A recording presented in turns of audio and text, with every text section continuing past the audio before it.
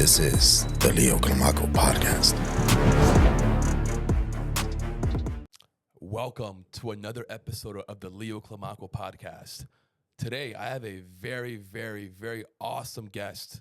He is a fund manager, CEO of East Harbor Financials, has allocated over $200 million in capital.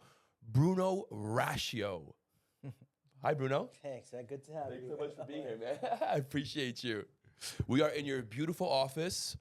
Tell me a little bit about yourself. Tell me about your upbringing and your path to East Harbor Financial. Yeah, Let's start there. Growing up, I grew up in a kind of a basic, simple life. My dad he owned a dealership for commercial trucks, so nothing fancy, nothing what I do today. And I did that for many years, and I worked my way up from being a salesman to then a marketing manager. Eventually, I managed the company with my dad, and then eventually he said, I want to retire. We were butting heads there at the end, kind of both trying to, steer the same ship. Yep. And at some point he says, my dream's always been to retire young. Why don't you take over, So it was a great fit. Nice. What do you think made him realize that it was your turn to take over? Well, that's the most important thing, I think, when he realized that if he didn't hand me like the helm, that I was probably going to start my own company on the side, and then he wasn't going to have someone to take over, Got it. So he was smart enough to realize that I don't want to compete with my son. Let's join forces and really give him the helm and let him steer this ship properly. Yeah. I think that's finally what made us make a decision and say, okay, I'm in, you're out. He stuck around for many years, everything I learned was mostly from him, not from college or anything else that, he really was my mentor for many years, Yeah. But at some point we were buying assets and we realized that my deals were maybe just as good as his or something even better. So we'd say, hey, we can't have two guys doing the same thing, When was this? When did that transition occur? So maybe, it was a phase, it wasn't a 1 year, but it was maybe a couple of years. I'd say probably about 15 years ago. Okay. When I was in my early 20s. Wow. So you've been running this company since your early 20s. Yeah. I started working with it when I was like 17. Dad was a big fan of, come and work at the company. Honestly, didn't even care if I went to college or not. Right. He always wanted me to, but if he always preferred experience over the theory of what I learned 100%, for sure. Yeah, because school is a lot of theory, not much practice. When your dad owns a company, you have the ability to go in there and work and learn and see exactly what he's doing and gain all that knowledge and experience. Yeah. I really learned how to run a commercial truck dealership, which is what we had. And then eventually, a lot of the way you run a dealership is the same way you run a business, and then it goes very well into many other businesses, So bridge me the gap. How did you go from commercial truck dealerships to East Harbor Financial? So it's been a long road. My dad when he started this business in 95, he started importing cars from Peru. Okay. That shut down. Then he started doing commercial trucks. Then we started doing construction equipment. Then we This is started all here manufacturing. in Miami? This is all here in Miami. So Got we've been, the first lesson I learned was basically if you don't adapt, you will be out of business soon. For sure. So like I mentioned, my dad started importing cars in 95 when they shut down the imports. He had two options, either, morph into another type of business or go under, Was the importing like cars to fix or ready to go cars, bringing them from Peru to America? No, the opposite. We would export. They were importing them into Peru. Got it. From America into Peru. Yeah. So I'm from Peru. My dad had just arrived here. Got it. He was really exporting them out of here, but he had contacts and family in Peru, and that's how he started, Wow. What was it like for you growing up with a dad that was such an entrepreneur that really saw deals everywhere he looked? Oh, it was an incredible experience. I didn't realize it, until I saw other friends, that had, W-2 jobs, which are fine, but they stick to one thing and they don't really have to adapt. And then, some of them just have a very long career doing one thing, and that's what they're used to, Right. And many times the children don't even follow in their father's footsteps. So it's like, if your dad's an accountant, but you want to be a doctor, right? What can you possibly get? Not a lot goes, you can learn from an accountant to be a doctor, It's For just sure. different industry. Doesn't quite transfer properly. Yeah. Besides maybe hard work and, ethics, right? Ethics, perseverance, those things are important, but not how to be a good doctor or even how to get it done, Right. What would you say is one of the biggest lessons your dad has taught you? Biggest lesson, probably just not to give up. You know, my dad's told me always it's a lot of perseverance. My dad, you know, it's a little fuzzy. I'm not even sure if he went to college. If he did, he's never shown me a degree or he's never, bragged about it. I'm actually pretty sure he never finished, or maybe took a couple classes. But he's always told me that he's done better than almost all his friends that have 1, 2, or 3 degrees, I believe it. masters and doctorates, and just by persevering, doing one thing, loving what you do, and being good at it, and just continuing. That stuck with me a lot. So you're in your mid-20s. You're running this successful commercial trucking dealership. Where was your head at? What were you thinking? How did you pivot into what you do now? The same way my dad pivoted from every business he's ever, times got tough. Okay. I was doing this since I started 17 sales, marketing. About 2006, 2007, we start realizing the market's slowing down, 2008 comes around, rocks everybody, destroys. South Florida was probably one of the most, hurt economies for sure. In real estate. We were doing a lot of dump trucks at the time, construction, so that halted to zero, basically. Wow. And what we said is if we want to sell trucks, we need to finance our customers. We had some guys that wanted to buy, but the banks were not lending at all. So we said, why don't we pivot from selling cash to selling on installment or financing? It's another word. Yeah. So we started to buy here, pay here. And little by little, we started getting customers. We started being the only people in town that were doing that. And it just grew to that. And, then we said, why don't we start doing, other things, like construction equipment or brand new trucks or financing for other dealers. Got it. And it just kept going, Where'd you get the capital from? So initially, my dad's always been a saver, man. That's another thing that I never say. He really taught me to live on a very small part of your income. So, he made X amount, but he would only live on 10% of that. What a smart man. He knew how to make money and save money. It's a Yeah, very hard combination to find. It's a personality trait. It's someone that enjoys, and I think I inherited that. Not everyone inherits that, Right. that some people enjoy spending money and some people just enjoy earning it, Right.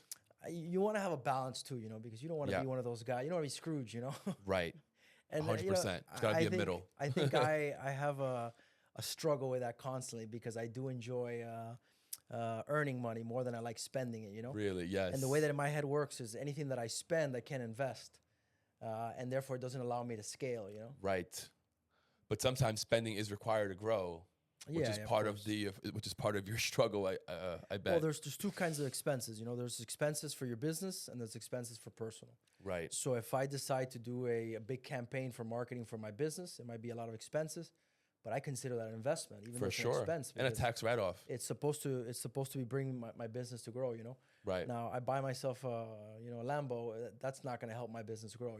Not at all. Well, there's some industries that if you're a realtor, you want to pull with a nice car. But as an owner of a truck dealer, you're not going to get any more clients. In fact, they might look at you a little weird. If you come in with a Lambo. Right. For sure. Yeah. Can you share one of your successful milestones in your life that you really remember that stopped you for a moment and made you say, wow, we just did that?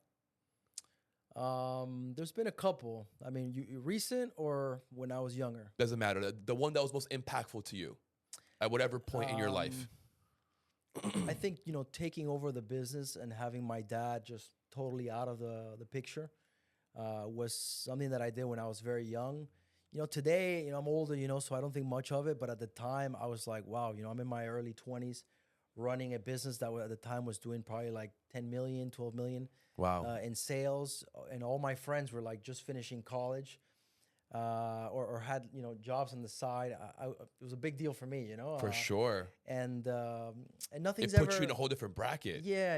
And even though the accomplishments I've had over the years have been much bigger than that, like dollar-wise, when you're young, those things have a big impact, Yes, really big impact. So how would you say your upbringing shaped you? How would you, if you had to put into a word or a couple of words, what would it be? No, but it's been very important. I mean, my upbringing, so I had a stay-at-home mom, my dad was very big on, mom staying at home. Traditional. Yeah, very traditional. In fact, incredibly true. Like we had like a little Italian. I realized this later on in life that my family would get together every day for lunch. The entire family, all five of us. Really? I thought that was normal, you know. Yeah. Until I grew up and I realized nobody goes home for work from work Mm-hmm. and has a 2 hour lunch with their whole family, and that was very important to my dad. I thought it was normal, That's awesome. So very traditional Yeah, upbringing. yeah, Mom yeah, at yeah. home, never worked. Dad always worked. But we would work with him. So we never felt like we were apart. How many siblings do you have? I have a brother, an older brother, and a younger sister. Okay. And your dad involved all of you in the company or just you? All of us. Definitely me and my brother. We both went to go work for him right away. My sister was hesitant. My dad did try to draw her in, but she went the medical route. She really liked it. Okay. Commercial trucks, especially when you were starting the dealer when we were doing it at the time. Yeah. A lot of repairs, mechanics. It was a greasy business. For sure. It wasn't, it wasn't type of like. It wasn't sexy. Yeah. Even most guys today, I would say that, they don't want to they don't want to get their hands dirty, Right. People like working in an office now, nice shirts, clean, Is your brother still involved in the company? Absolutely, yeah. He's been my right-hand guy. That's also been something that's been incredibly important to my success, has been just having someone here that could be my right-hand man. Yeah. Someone I can trust. Family, yeah. And he's been great to work with, I have no complaints. Was he okay with you taking over? Because he's older, right? He's older, yeah. How did that play out? So that's just something we got really lucky with. I've always had an ambition to be an entrepreneur and succeed, and whenever I hit a milestone, I put another one. And I hit that one, I put another one. My brother is not like that, And I've always been like, oh, you should be more ambitious. But if he was, it would have never worked out. Got it. So he was perfectly okay with it. Yeah. So if two guys are at that same, ambition level. For sure, they'll clash. It's not that they can't make it work, but it's that it would be much more difficult. Right. At some point, somebody's going to feel like, why don't I have a bigger share of it, or right. something like that. Right. Can you share with me some of your non-negotiables? What is the line that you choose not to go under? What are your standards? What are your morals? What are your values? What are your non-negotiables in life and in business? I grew up in a Christian church. I accepted Christ when I was like 11 years old. A lot of things, obviously I live a life that I think God wants me to live based on the Bible. I'm not perfect. I make tons of mistakes. Any of my friends and family can tell you that, especially your family will tell you that, For sure. all your downfalls. But I try, to live about what the Bible says, to love your neighbor more than yourself, and a lot of things, in business, it translates into maybe like now that I'm in private credit, I try to not lend or really stay away from vices, so things that I don't think you could reasonably do them, and be, right. But there are some things that you just won't, like, for example, like a liquor store or liquor, like, yeah, can you be reasonable and consume without, going overboard? Yeah. Right. Now, I'm not going to lend in adult entertainment or, the cannabis space has also been like, is it recreational, medical? Right. And then the line's blurry. So I try to stay away from those businesses. Got you. I like that. Yeah. You know where your heart lies and you don't cross that barrier. Yeah. It's a constant battle I have within me, of like, what's too far? There might not be a black and white line. Sometimes there's a gray. Right. Like I mentioned, in the medical world, the medical cannabis would be considered like something legit, For sure. And I think so. Any kind of medicine has, its value up to a point. Yeah. Right. No. So in that same thought, tell me the role that God has played in your life. I know you accepted Christ at 11. What did that mean to you, and what role has that played within your life? Well, what it means is that I'm no longer, bound to where I was gonna go, which is hell, according to the Bible, what it says. So now I have eternal life. That's the most important thing, because any way that I live this life, ultimately, every single person here is, has a degree of sin in their life, you know. And when you Right. think of like, what's the worst, you think, Hitler, an example, you know, and they'll say, well, I'm not like Hitler. And I'd say, well, yeah, I mean, but that doesn't mean that you're anywhere near God's standard. You know, God's Right. standard was perfect. With Adam and Eve, I mean, how many times did Adam have to sin before God said, depart from me? Just once. Imagine the amount of sin that I have compared to a guy that sinned once.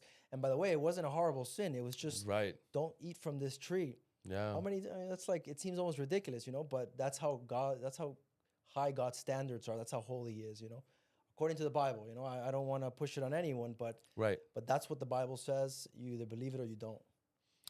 Is that who you turn to when you're facing failure, criticism, barriers? Who do you turn to for guidance? Is God someone that you turn to? Yeah, the Word of God definitely. And I don't say just God because I mean, obviously, God means anything to a lot of people. You know? Right. But I turn to the Word of God, the Holy Bible, to guide me on how to live my life. Now, you know, there are some things that are not exactly there, you know, so you have to kind of see what the implication is, like, you know, what's Right. implied. But yeah, I'd say before I turn to you know, my mom or friends that I admire, or you know, some people, you know, like my dad, or you know, whatever, I would say that's going to be the highest, most important, you know. Got it.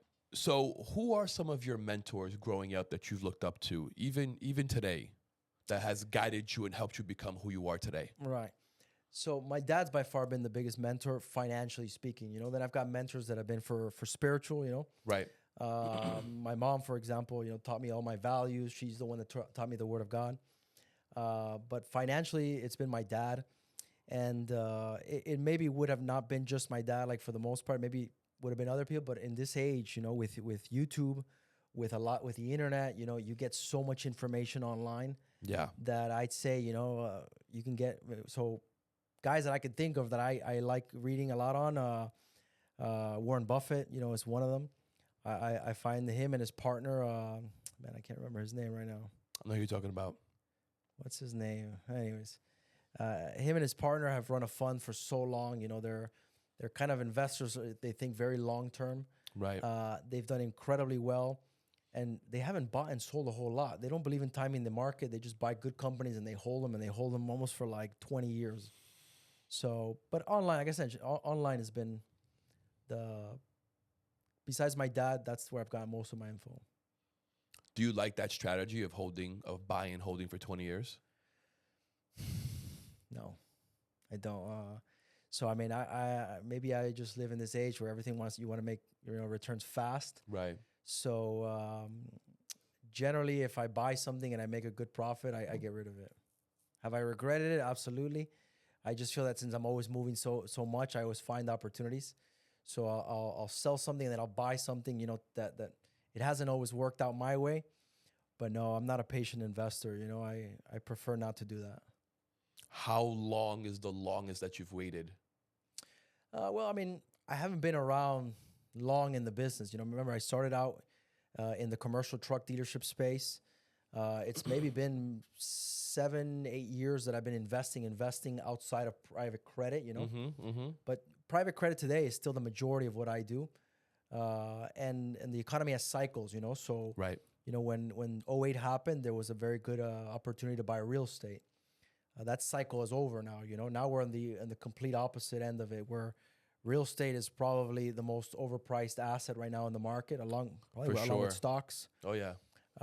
So, you know, that kind of investing, you need to catch the wave. And right now we're just kind of, it seems more likely that we're on the way down than we're on the way up, just because things are so expensive right now.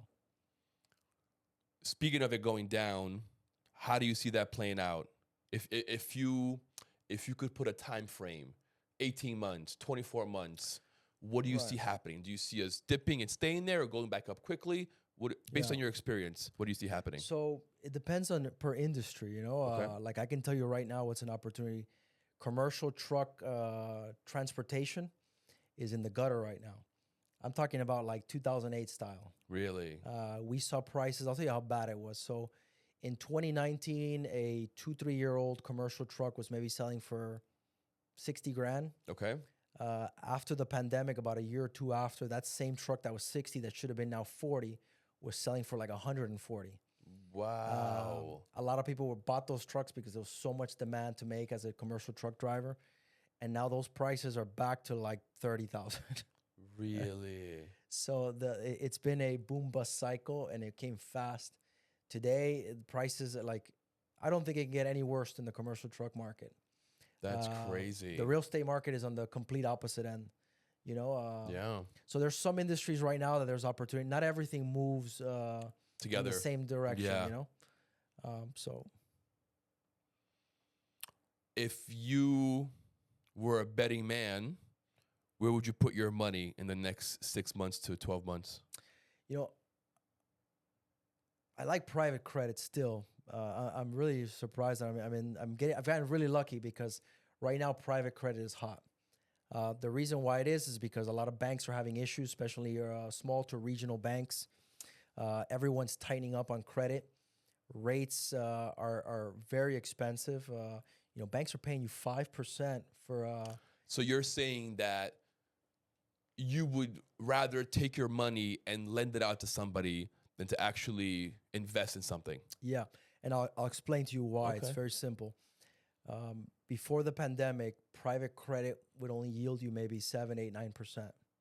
And assets were going up much faster than that. Right. Even cars blew up during the pandemic. Yeah, so asset prices are no longer, growing as fast. There's Right. Expectations of a recession, so people want to get safe, right? Right. Well, as private credit, basically that's exactly what you do. You lend a certain LTV on an asset. So there's a guy that wants to, let's say, buy real estate as an investment. He wants to buy a house for $1 million. Right. He's taking a gamble that he's going to buy a property for $1 million. He's going to sell it for $1.2 million, right? Right. Well, the guy that's lending him the money is considering that if the market's not going to do very well, let me get conservative. I'm going to lend him $600,000 on the property. So if the market continues to grow, the investor makes good money, but so does the private credit guy because rates are so high today.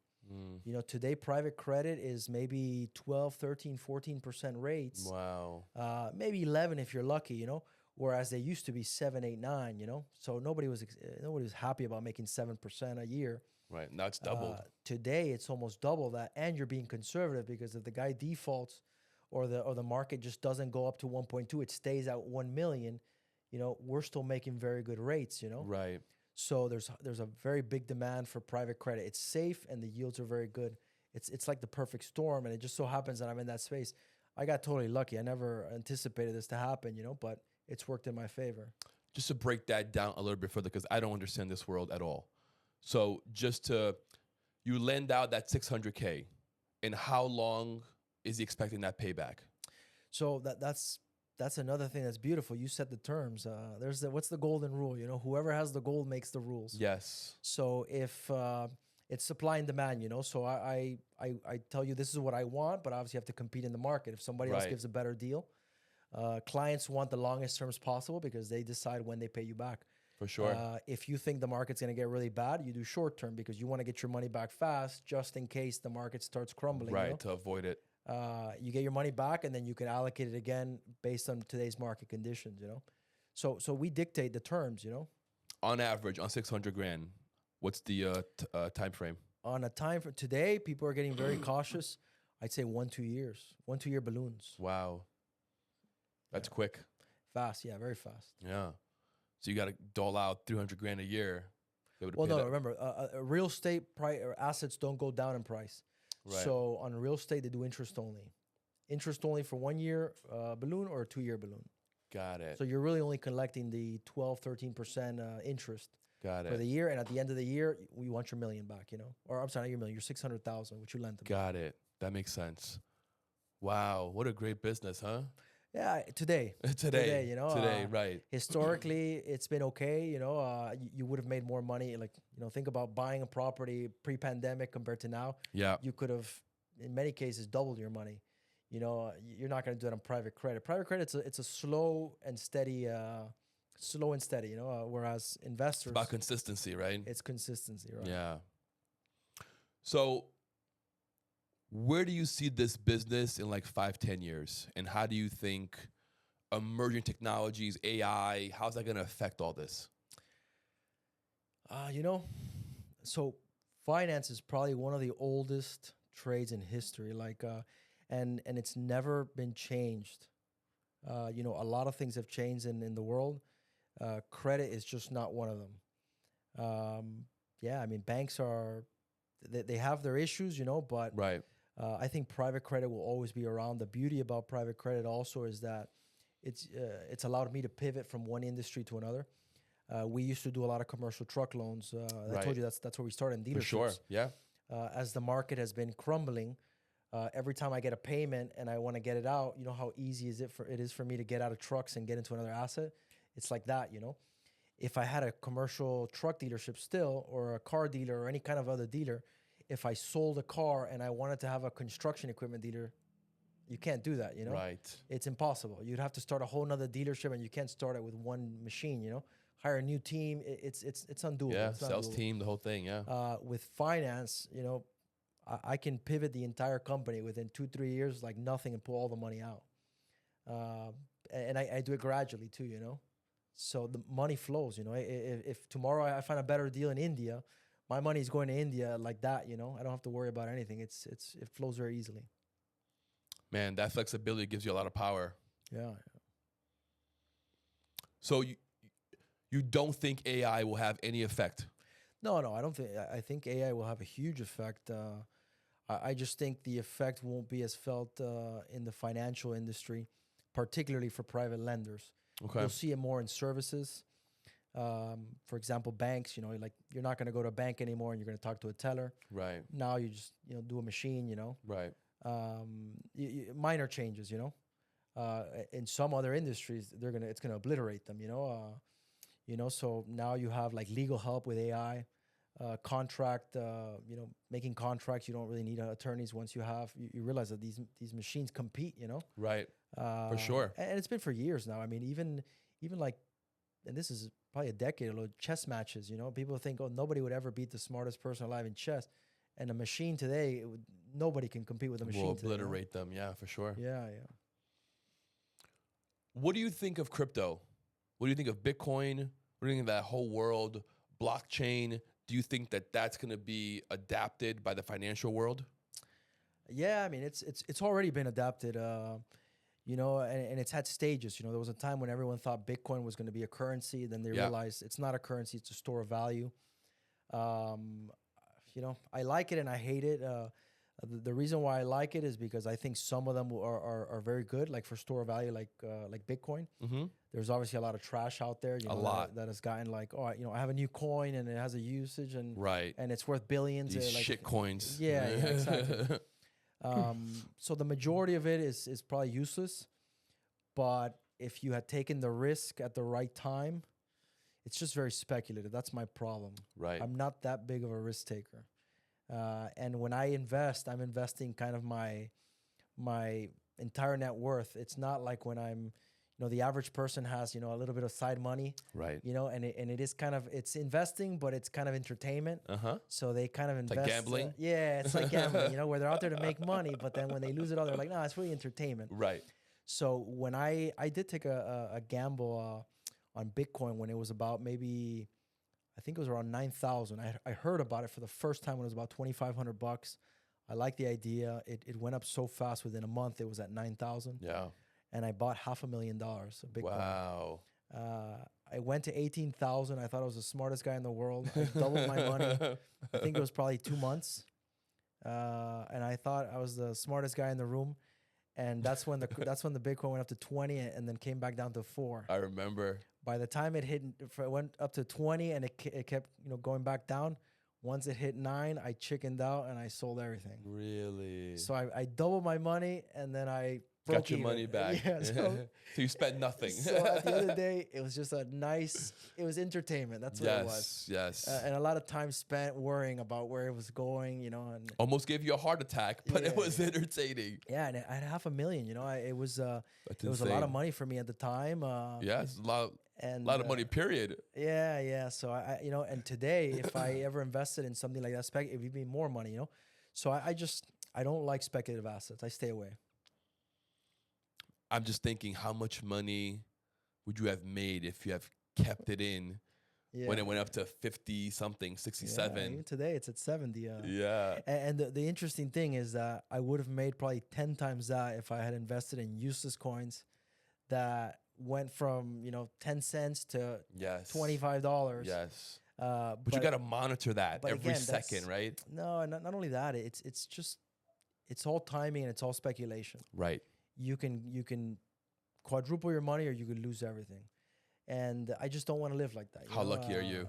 No, Basically, yeah, right? yeah. And I don't It's think like I'm very trying- lucky. I don't think I would disagree. I think you're a very lucky man. You have a Yeah. beautiful life. Yeah, Are you married? Do you have kids? I am married. Yeah, I have one kid now. His name is Massimo. Massimo. And I have a second on the way, Mauricio. Congrats. Yeah. How thank old you. is Maximo? He's a year and 6 months. Oh, okay.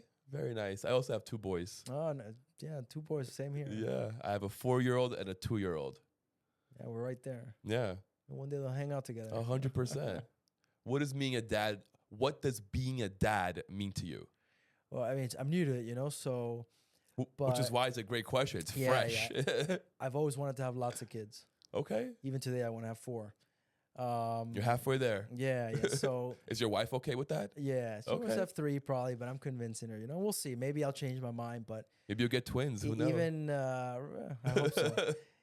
Ever since I was young, I always thought they were a blessing. There's a biblical verse that says, "He who has many children is like a soldier with lots of arrows in his quiver." Mm, And like I said, I could take the world's advice saying, like have as little kids as possible because they're expensive and they're time consuming, they're a lot of work. right. Or I can take, God's advice, which is the man who has many children will be blessed, So I've decided to take that. And thank God it comes natural to me, I haven't had to work at it so hard. It's been a blessing. It's amazing. I could tell that you're a good dad. I could tell. You have good demeanor, good energy. Yeah, thank you. All right, let's pivot to some political questions. I'm curious for you to tell me what you thought of that debate last night. And I'm curious to know of where you think America's heading. Right. Oh man, I watched it. It was a good debate. It was entertaining as always. Very, yes. Whenever you have Trump up there, it's a lot of entertainment. I was watching it at the Republican of Miami-Dade County. They rented out a venue. Very nice. How was that? It was good. It was A lot of people? they probably had 125 chairs and there was Okay. 200 people there. Wow. So we ended up standing. Yeah, they had a good turnout. Wow. It was entertaining. I think he destroyed Biden, not because of the, I think they're both a little childish, in the sense that For sure. I think the world looks at us and be like, this is the best you can come up with. Yeah, they're 2 guys laughing out at there. us. For sure. But I kind of I could relate more to Trump conservative values. I know that the persona of Trump doesn't appeal to a lot of people because Yeah. sometimes he seems like a douchebag, and he probably is in some essence, Right. in some things that he says. Yeah. But the values are definitely more conservative, I think, in the Republican Party. But it was entertaining. I had a good time. Just watching Biden be up there, he seems like he's seniority has, or not seniority, senileness, has kind of caught up with him. And, Yes. and just my opinion, Do you think they'll pull him? I think it's Or very they- likely, but they Yeah. would look kind of stupid doing it because they've Yeah. kind of, Committed to him. they've committed to him, Yeah. There was a commentary that I saw that basically only 2 people can make a decision there. Either Barack Obama or Mm. Nancy Pelosi. They're the 2 big influencers For in sure. the Democratic Party, Yeah. and they've both backed him very heavily. So it's unlikely, and it would make them look kind of stupid, If you're president, what would you do or say to unify this country? Yeah, so that's something important to me. That's one of the things that I don't like about Trump. I stick with him because I think he's the lesser of 2 evils. Yeah. And nobody will be perfect up there. There For is sure. no perfect candidate. Every candidate out there will have its flaws. But I think the nature of Trump sometimes divides people because it's kind of like you're either with me or you're against me. Right. The other one, is even worse because I think it's like I have no backbone, so I stand for nothing. So anything could happen. Right. But I try to unify the country in the sense of saying, listen, we're all American. We may disagree on smaller things. Like I won't even get into that, but But at the end of the day, like we're all here, you know, Yeah. we're all trying to have a better life for us and for our kids. And that's why I think it's important to have kids, you know, because you realize like ultimately what you want is you just want stability. You want to grow a family. It's no longer about you, right? You have someone else to take care of. And maybe I'm young, so I'm just learning that. But ultimately, I think someday I'll realize I just want to leave this world a little better for my kids, you know. And you're not going to do that with two parties that hate each other and are No. you know, at each other's throat. You know, This constant battle back and forth. yeah. What does it mean to you to be a modern day leader? What does that mean to you? I'm not very good at being a leader. I'll tell you that right now. That's probably one of my weaknesses, like leading people. Why do you think that? Because one of the reasons I like this financial business is that you have money working for you. It's very it's not very human resource intensive, you know, or people intensive. So you can have a very small team moving a lot of money. In fact, I love the idea about, you know, hedge funds or wealth management. You have hedge funds that move billions of dollars, and the team is 24 people. You know, Yeah, you're just not going to see that in any kind of industry like retail, construction, you know, manufacturing, for sure. healthcare. It doesn't exist, you know. And yeah, dealing with people, it's a struggle for me, you know. Maybe because you know, it's tough, you know. You if you want to be successful, you have to have high standards. If you have high standards, it means that you don't put up with people that have low standards. Correct. Therefore, you got to get you know, it's a clash. You got to get, you know, you got to fire them. Yeah. You got to be under Challenge on top them, of them, for challenge sure. them. Some people don't want to be challenged. You know, some people are happy where they're at. So you have to have a lot of conflict, and I have a problem with. I have difficulty in that area. You know. Okay. Whereas money that works for you, they never complains. You know, like Right. capital is always there. It's working 24 hours. It never takes a sick day. It never has a bad attitude. It's basically where you put it. You know, so you can't blame anyone else if you Right. if you can't succeed. You can't say it's someone else. It's basically your decisions. Don't be so hard on yourself. You're a much better leader than you think. You run an amazing business. You've been running companies since you were in your young 20s. That definitely qualifies you and makes you a leader. Don't you know that? Don't sell yourself short. How important is it to you to have a work-life balance? I mean, Do you have a work-life balance? That's another thing. What would your wife say? My wife would laugh right now. That's another thing I struggle with. You know, I like being successful. Working is something that I do for fun.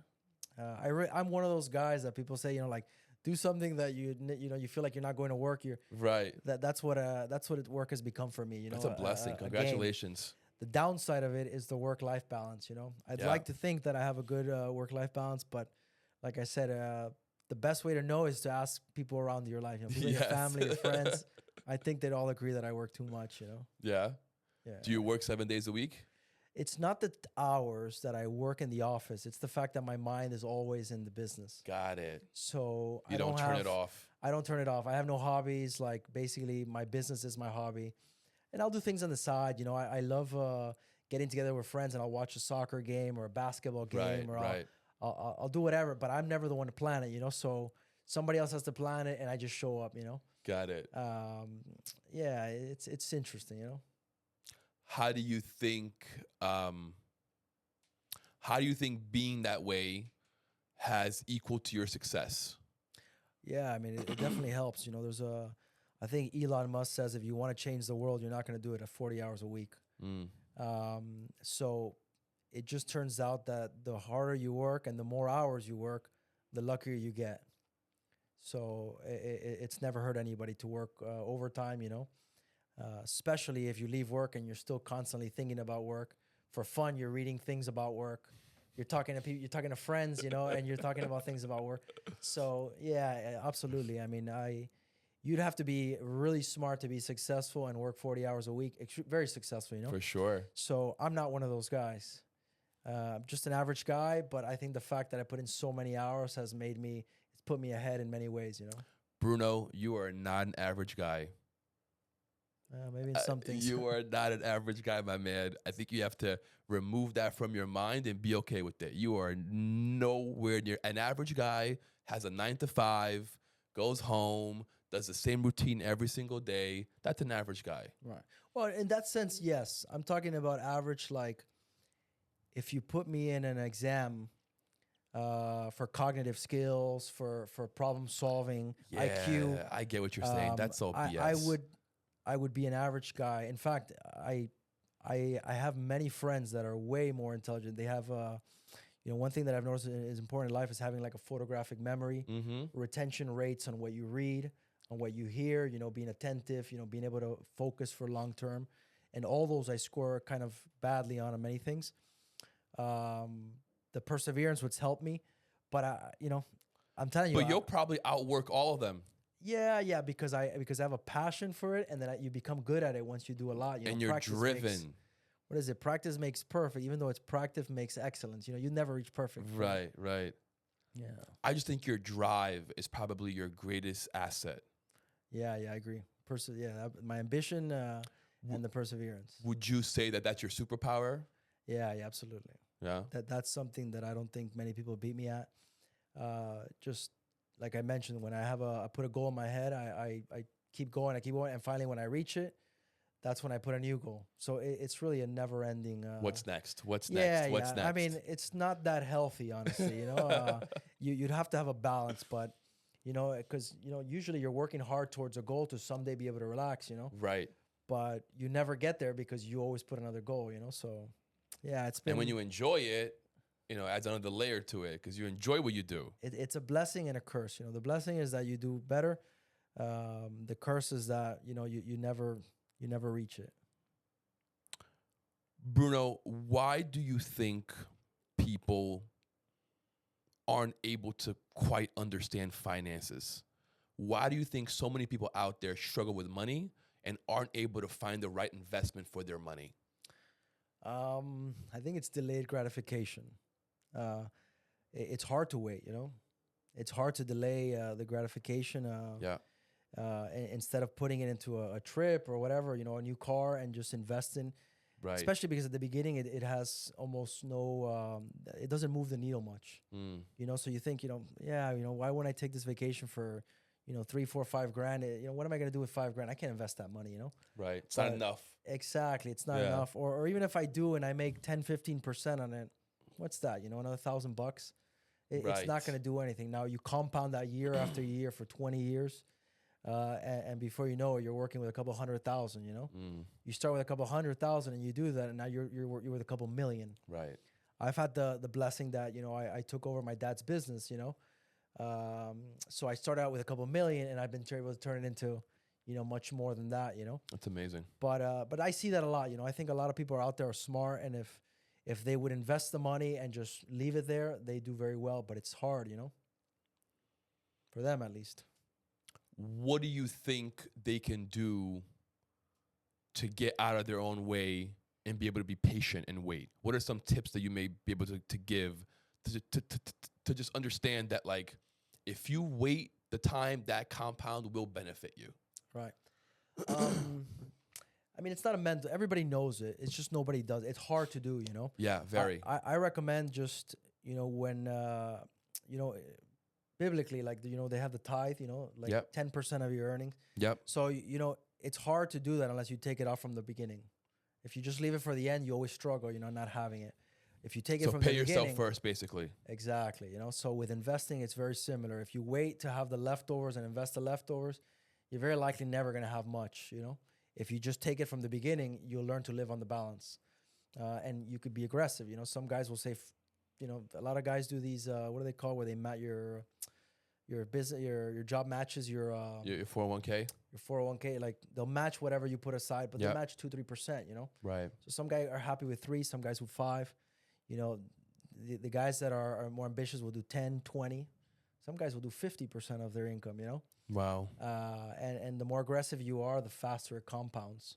But I recommend, like I said, force yourself to have some kind of system that doesn't allow you. There's like there's that app that rounds up your balances, your expenses. So if you buy a coffee for $4.10, it'll round it up to $5 and it'll invest in 90 cents. Oh, that's cool. And you'll be is that Acorn? I think it's Acorn. Yeah. Yeah. So you'll be surprised how at the end of a year, and that's pennies. Like if you can't do that, like you're really talking. Expect something large at the end, I mean, but it's a start. It's a start. You do that, and then maybe you mix it with something else. With a 401k. So then, you're getting a little here and then a little there, and it just keeps adding up. So that's what I recommend.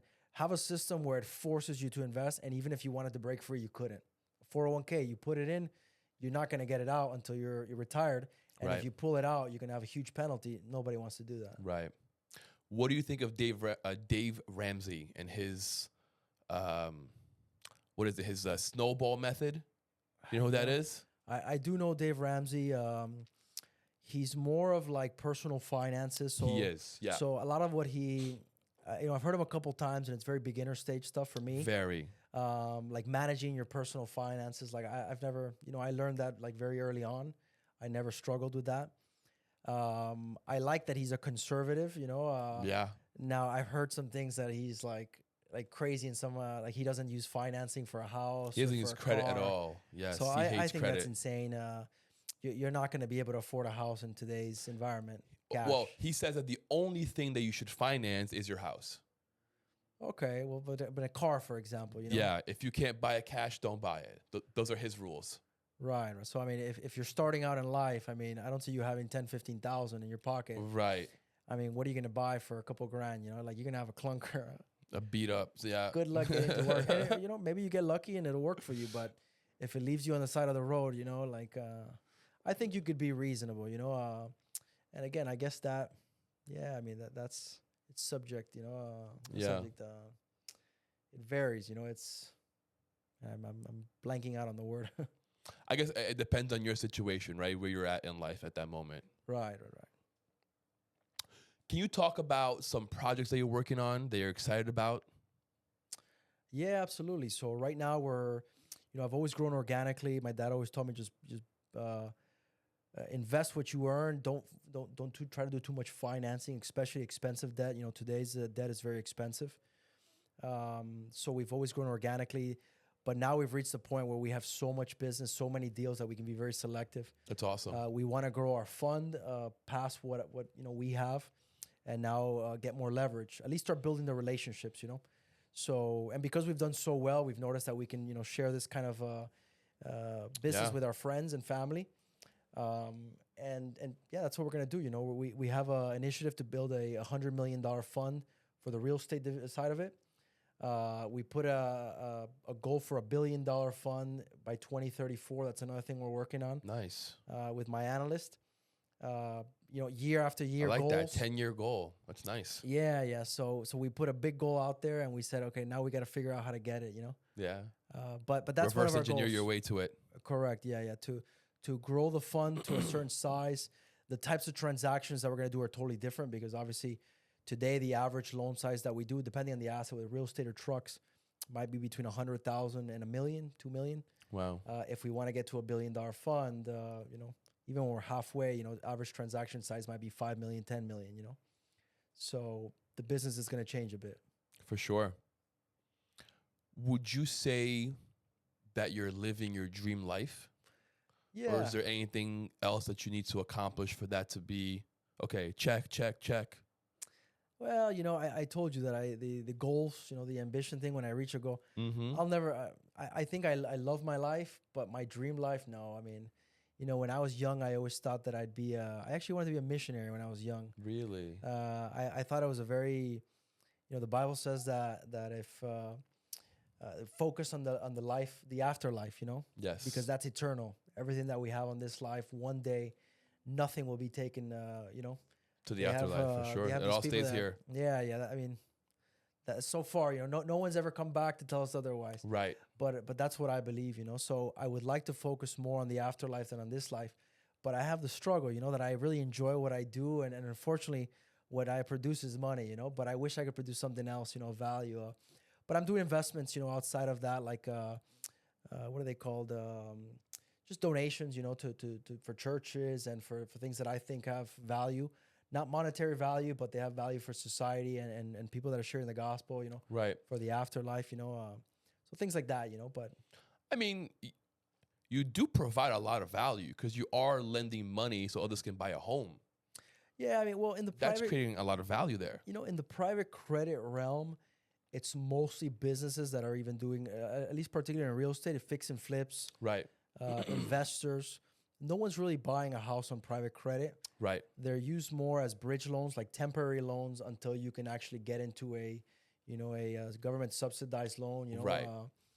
But yeah, But that eventually leads to someone buying a home, Yeah, right? yeah. If it's a wholesaler or a fix and flip or whatever it may be. I mean, it's necessary in the economy For sure. But ultimately, what it does is, it's like anything else. You manufacture cars. Yeah, listen, it has great value, but at the end of the day, Right. what you have is a car. Right. And a car will rust out one day, 20 years, and it'll just disappear into thin air. So the same thing with me. The deals that I do one day will get paid back with interest. The interest will be there. You spend the money, and that's the end of it. Whereas something that has eternal value, according to what the Bible says, which I believe, is that it has eternal value. For sure. You will never see the end of the return. Are you big on charities? Yeah, right now I'm in a phase where I'd like to compound what I'm doing. Now, obviously, I still tithe, obviously, but no, I think maybe it'll come a little down the line. But I do constantly do some like a couple missionaries that I sponsor, things like that. Nice. Besides my church with the tithes. Okay. If you could go back in time and speak to younger Bruno, what would you say to him? And is there anything that you would want to change within your journey, within your trajectory? Yeah, absolutely. So scaling is one thing. Definitely learn to scale. Try not to do everything yourself. Delegate it. Something I've learned on late in life, actually a lesson not long from now, maybe a year ago or a year and a half ago, I realized that human resources is probably the most important department of my entire company. Really? And I've always given it almost zero value, because I've always thought I'm going to go out there, I'm going to make things happen. Right. And now I'm realizing if you want to scale, you can't get everything done yourself. I had this one particular guy that I've enjoyed working with, and he's just provided so much value that I said, imagine if I can find 10 guys like this. Wow. So now my goal lately has been not to be, I struggle with it, but not to be as productive myself, but to find individuals that are like myself that will work with me, that are more, they're smarter than me. Yeah. They have a bigger vision than me, or at least the same vision. Right. And even when I'm on vacation, they're building the company. It's amazing. So that's been a big change for me. Maybe some people learned that early on in life. I learned it late, but it's been very interesting to transfer that from focus, not having any focus onto it, to saying, this is where I need to be. All my focus needs to be here. Do you hire out of college, or do you prefer a more experienced employee? I probably say in between. I don't want to have too much experience, because I feel like there's always outliers. Right. But I want somebody that's driven. Usually people that are younger, a little more driven. But I don't want to get them straight out of college. Like I've done that a couple times. I've realized that this business becomes kind of like a university, because Got it. You're teaching a lot. Yeah, teaching a lot, and you realize college doesn't teach people how to run a business. No, it really doesn't. It teaches you theory, and then that theory you have to apply to a business, but that could take several years. So sometimes I invest a couple of years into an individual, and then he's off the next day. He got a better position or something happened. So it's just been like I'm hiring you for a specific role. Right. The day that you get here, I expect you to know the role perfectly. In fact, I expect you to know it even better than I do. So it's gotten to the point where I want to hire very talented people. Like I told you, a very small team. Right. Like a Marine, the Marines, like a very small team. The SEALs. Yeah, even better, the SEALs. Yeah.